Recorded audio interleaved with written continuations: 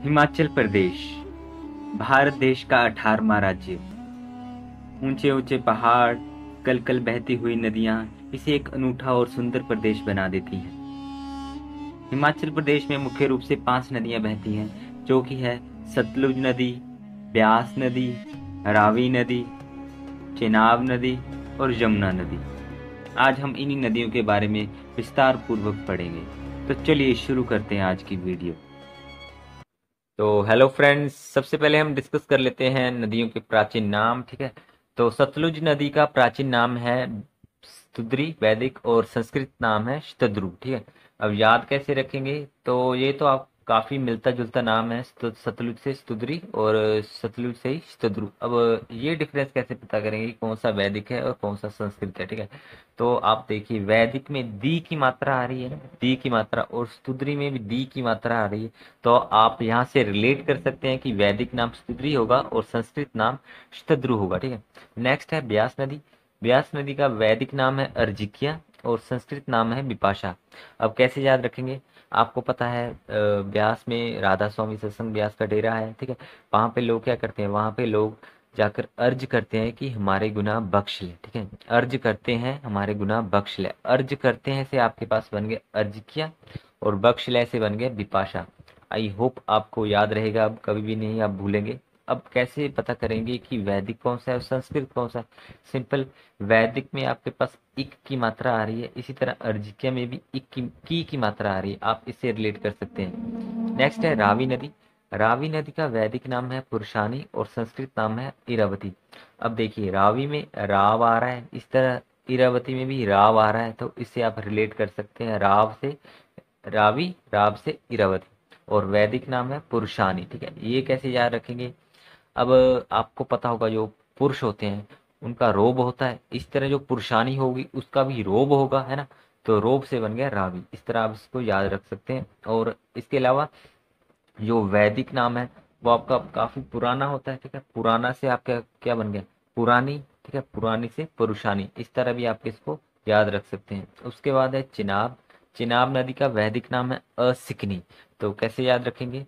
आपको पता है, जो सिकनी होती है वो दुश्मनों को नाकों चने चबा देती है। ठीक है, तो सिकनी से बन गया आपके पास असिकनी, नाकों चने चबा देती है, चने से बन गया चिनाब। आई होप आपको क्लियर हुआ होगा। इस तरह आपकी है यमुना नदी। यमुना नदी का वैदिक नाम है कालिंदी। आपको पता है, जो यम होते हैं, यम वो होते हैं काले काले रंग के होते हैं ना। तो यम से आपके पास बन गया यमुना और काले से बन गया कालिंदी। ठीक है, तो चलिए बात कर लेते हैं नदियों के जल ग्रहण क्षेत्र की, अर्थात उनकी कैपेसिटी की कितनी है। तो जो सबसे लंबी नदी है सतलुज, उसकी कैपेसिटी भी सबसे अधिक है, 20,000 वर्ग किलोमीटर। ठीक है, 20,000 वर्ग किलोमीटर। उसके बाद आपकी आ जाती है ब्यास नदी, जिसकी कैपेसिटी है 12,000 वर्ग किलोमीटर। ठीक है, 12,000 वर्ग किलोमीटर। उसके बाद आपकी आ जाती है चिनाब नदी, जिसकी कैपेसिटी है 7500 वर्ग किलोमीटर। उसके बाद आ जाती है आपकी रावी नदी, जिसकी कैपेसिटी है 5,451 वर्ग किलोमीटर। ठीक है, उसके बाद आप आपकी एंड में आ जाती है यमुना नदी, जिसकी कैपेसिटी है 2,320 वर्ग किलोमीटर। तो चलिए अब बात कर लेते हैं सहायक नदियों के बारे में, से काफी ज्यादा क्वेश्चन आपके एग्जाम में पूछे जाते हैं। ठीक है, तो सबसे पहले सतलुज नदी की सहायक नदियां हैं बसपा, स्पीति और तेलती। ठीक है, जिसमें कि स्पीति जो नदी है वो सबसे बड़ी सहायक नदी है।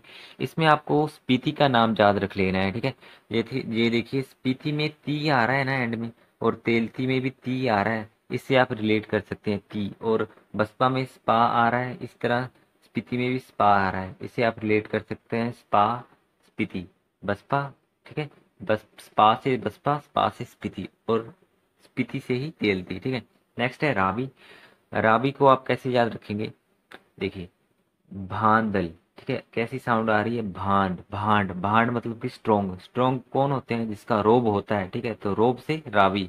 इस तरह तंत गरी, यहाँ से आप पिक करिए तगड़ी, तगड़ी, तगड़ी से आपके पास आ गया स्ट्रोंग, स्ट्रोंग से फिर से राबी। ठीक है, इस तरह शतरानी, शतरानी का रोग भी किसी से कम नहीं होता है। ठीक है, अब एंड में है स्यूल और साल। ठीक है, इसे आप रिलेट कर सकते हैं सल्लू भाई से, सल्लू भाई का रोग भी किसी से कम नहीं है। ठीक है, नेक्स्ट है चिनाब।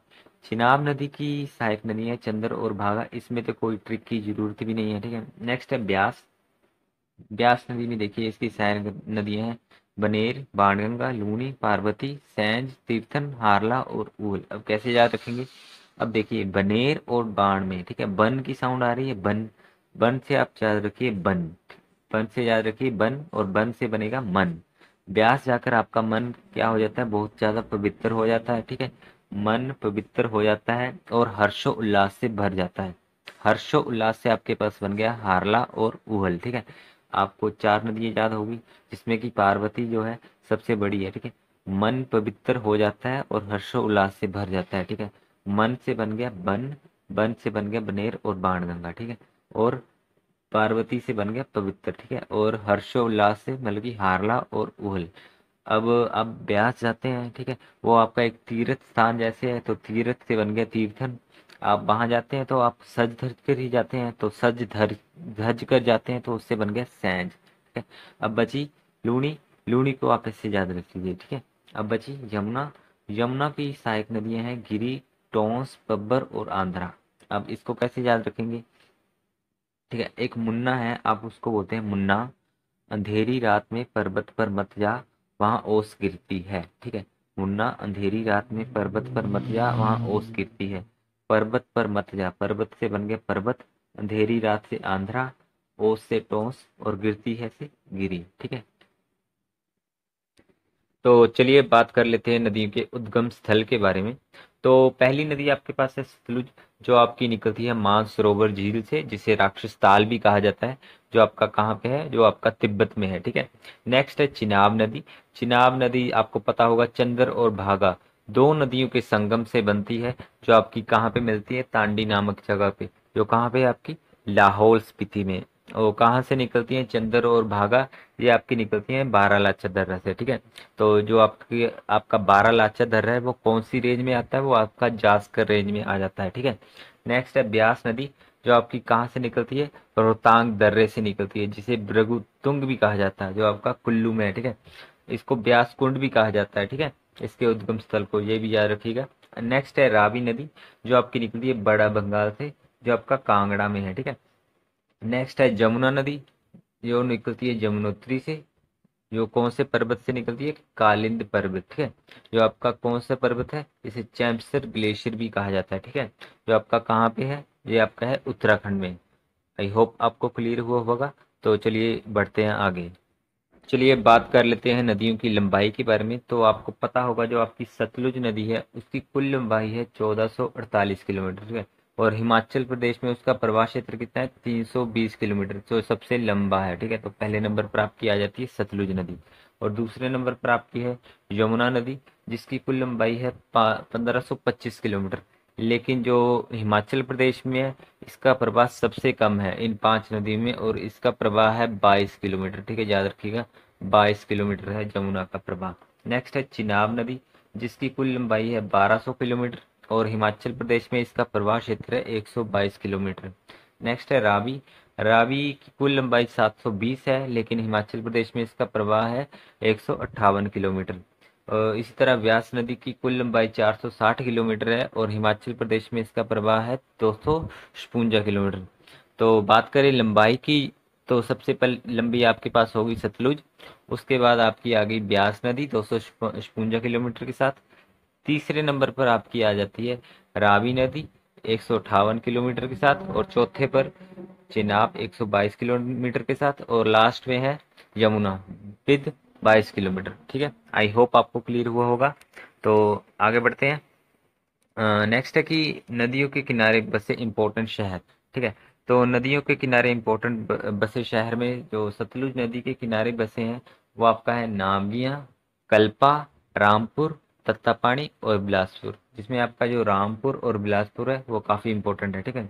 नेक्स्ट है यमुना। यमुना नदी के किनारे एक ही इंपॉर्टेंट शहर है, वो है पोंटा साहिब, ठीक है। आई होप आपको पता होगा।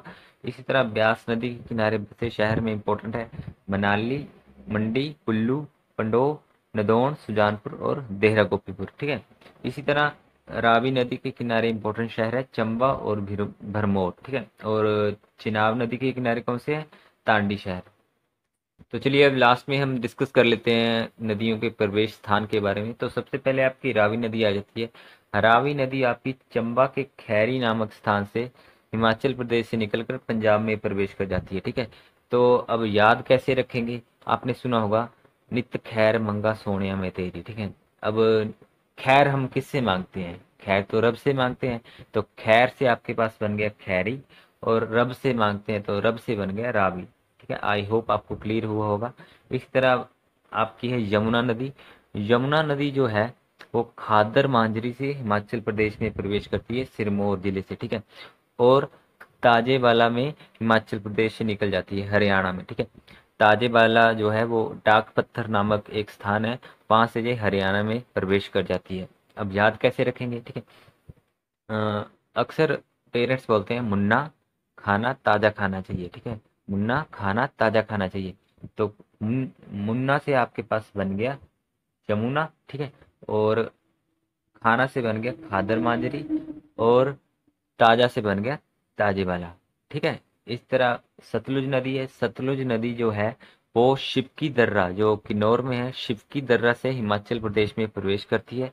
फिर शिमला और मंडी की सीमा बनाते हुए बिलासपुर में प्रवेश करती है।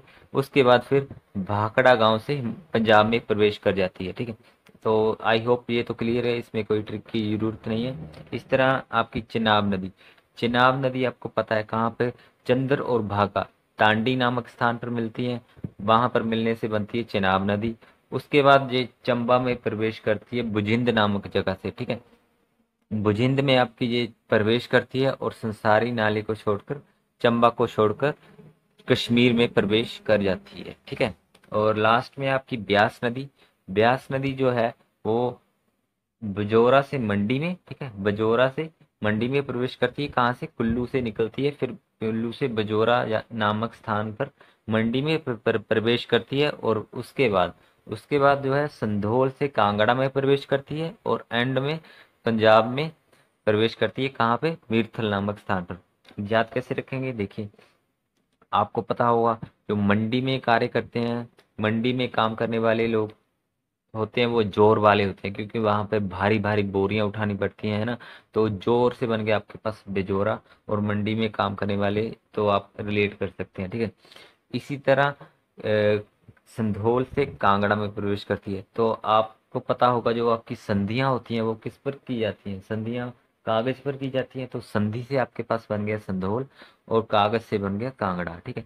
अब पंजाब में प्रवेश करती है मीरथल से। कैसे याद रखेंगे, आपको पता है हिमाचल प्रदेश पर्वतीय क्षेत्र है, ठीक है। और पंजाब जो है उसमें पर्वत नहीं है, मीन्स वो थली क्षेत्र है, ठीक है। थली से आपके पास बन गया मीरथल, ठीक है। आई होप आपको क्लियर हुआ होगा। तो चलिए अब हम लास्ट में छोटा सा एक एमसीक्यू टेस्ट कर लेते हैं, देखते हैं कि आपको चीजें कितनी क्लियर हुई हैं या नहीं, ठीक है। तो फर्स्ट क्वेश्चन है कि ब्यास नदी का वैदिक नाम क्या है। तो ऑप्शन है शुद्रु, पुरुषानी, बिपाशा या अर्जिकिया। मैंने आपको इसकी ट्रिक बताई थी, ठीक है। तो इजीली आप उससे पिक कर सकते हैं, ठीक है।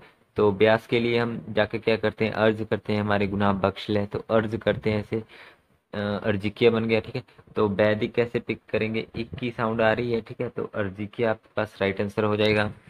नेक्स्ट क्वेश्चन है कि ब्यास नदी की सहायक नदी कौन सी है इसमें। तो आपके ऑप्शन है स्पीति, बसपा, बनेर या शतरानी, ठीक है। मैंने बताया था स्पीति और बसपा ये साउंड एक जैसे कर रहे हैं, स्पा स्पा, ये आपकी सतलुज नदी की सहायक नदियां होगी, ठीक है। और बची बनेर और शतरानी। शतरानी आपकी रावी नदी की सहायक नदी है, तो बनेर आपके पास यहाँ राइट आंसर हो जाएगा, ठीक है। नेक्स्ट क्वेश्चन है कि सतलुज नदी का उद्गम कहाँ से होता है। तो सतलुज नदी का उद्गम स्थान कौन सा है, मानसरोवर झील। तो ऑप्शन सी यहाँ राइट आंसर हो जाएगा, ठीक है। अगला प्रश्न है कि पंडोह शहर किस नदी के किनारे बसा है। तो पंडोह शहर आपका कौन सी नदी के किनारे बसा है, आपके ऑप्शन है यमुना, ब्यास, रावी या सतलुज। तो इसका राइट आंसर ऑप्शन बी हो जाएगा, ब्यास, ठीक है। नेक्स्ट क्वेश्चन है कि रावी नदी किस स्थान से हिमाचल से निकलकर पंजाब में प्रवेश कर जाती है। ऑप्शन है आपके शिवकी दर्रा, नाथपा जाखड़ी, खैरी या बुजिंद। तो मैंने बताया था आप खैर मांगते हैं, किससे मांगते हैं, रब से मांगते हैं, ठीक है। रब से खैर मांगते हैं, तो खैरी आपके पास यहाँ राइट आंसर हो जाएगा। नेक्स्ट क्वेश्चन है ब्यास नदी किस स्थान पर कुल्लू से मंडी में प्रवेश कर जाती है। तो ऑप्शन है ताजेवाला, कल्पा, बजोरा या मीरथल। ठीक है, मैंने आपको बताया था मंडी में कैसे लोग काम करते हैं, जोर वाले। ठीक है, तो जोर से बजोरा। ठीक है, तो सी यहाँ राइट आंसर हो जाएगा। और मीरथल में आपकी जो नदी है वो पंजाब में प्रवेश कर जाती है। ठीक है, तो फ्रेंड्स, ये था आज का हमारा छोटी सी वीडियो। आप, आई होप आपको इससे काफ़ी मदद मिलेगी आपके आने वाले टेस्ट में। तो thank you very much for watching this video. Have a nice day, see you soon.